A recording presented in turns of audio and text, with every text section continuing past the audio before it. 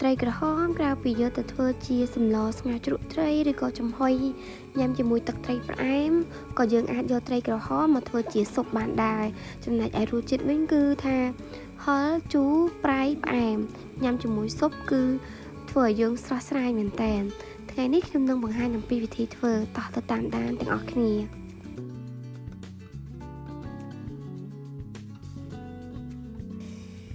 ខ្ញុំមានត្រីក្រហមមួយក្បាលហ្នឹងតម្លៃតែ8,000ទេគឺថាស្រស់ល្អមែនតើខ្ញុំទិញពីផ្សារមកហើយបន្លែខ្ញុំមានត្រកួនស្ពៃបូកគោពោតស្ពៃផ្លក់ចយហើយនឹងផ្សិតម្ជុលស្នៀតពោតចំណែកឯសាច់បន្តបន្សំខ្ញុំមានសាច់គោបង្កេហើយនឹងមឹកបន្តិច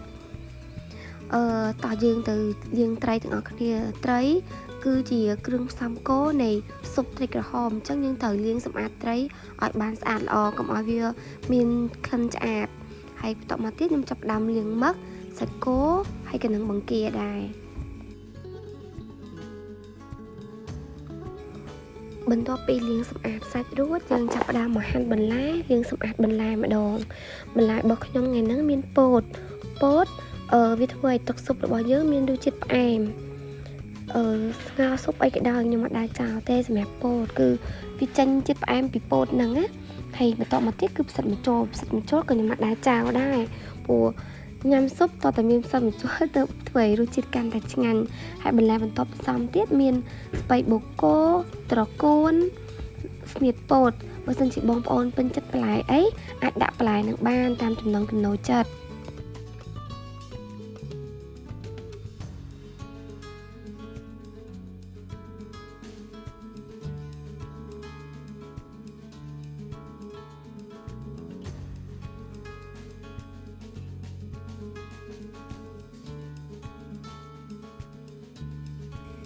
តោះឥឡូវយើងចាប់ផ្ដើមធ្វើទឹកស៊ុបទាំងអស់គ្នា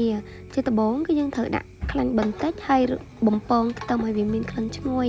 ហើយបន្តមកទៀតយើងដាក់គ្រឿងផ្សំដែលមានជាគល់ស្លឹកគ្រៃរំដេងហើយនិងស្លឹកក្រូចរំលីងវាមួយសន្ទុះឲ្យមានជាតិក្លិនឈ្ងុយល្អហើយយើងបន្ថែម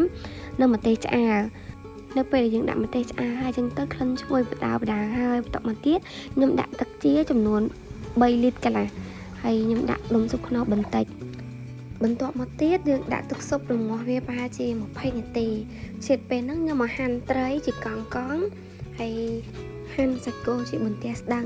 ហើយនឹងរៀបចំបន្លែសម្រាប់ស៊ុបរបស់យើង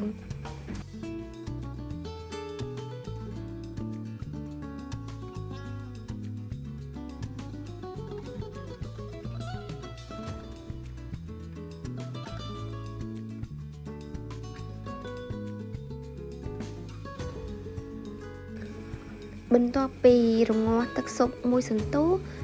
ខ្ញុំចាប់ផ្ដើមស្រង់ស្លឹកក្រូចគល់ស្លឹកគ្រៃហើយនិងរំដេងចេញដើម្បីឲ្យវាបានថ្លាល្អណាហើយបន្តមកទៀតគឺខ្ញុំដាក់ទឹកដោះគោស្រស់បន្តិចដើម្បីឲ្យវាមានពណ៌ស្អាតហើយនិងរសជាតិឆ្ងាញ់ហើយបន្ទាប់មកខ្ញុំដាក់ត្រីក្រហមចូលរងាស់វាមួយសន្ទុះទៀតបន្ទាប់មកខ្ញុំបានថែមស្ករអំបិលប៊ីចេងទៅតាមចំណង់ចំណូលចិត្តដែលបងប្អូនភ្លក់ទៅថាល្មមឬក៏នៅអញ្ចឹងណាហើយរួចរាល់ហើយសម្រាប់ស៊ុបត្រីក្រហមរបស់ខ្ញុំហើយសម្រាប់ទឹកជ្រលក់វិញគឺអត់មានអីពិបាកទេខ្ញុំធ្វើទឹកជ្រលក់ទឹកតៅហ៊ូលាយជាមួយនឹងទឹកជ្រលក់ស៊ុបគីបន្តិចហើយដាក់ខ្ទឹមស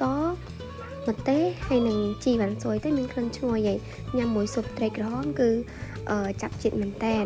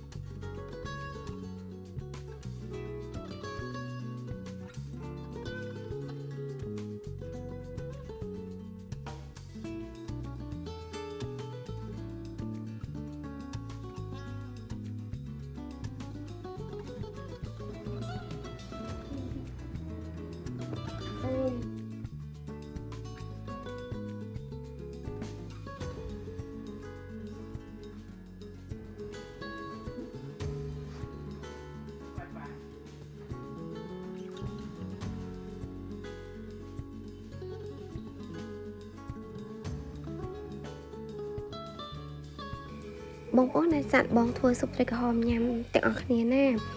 មិនចំណាយច្រើនទេប្រហែលជា$10អីអាចធ្វើញ៉ាំបានមួយផ្ទះតែម្ដងអរគុណបងប្អូនទាំងអស់គ្នាសម្រាប់ការតាមដានទស្សនាជម្រាបលា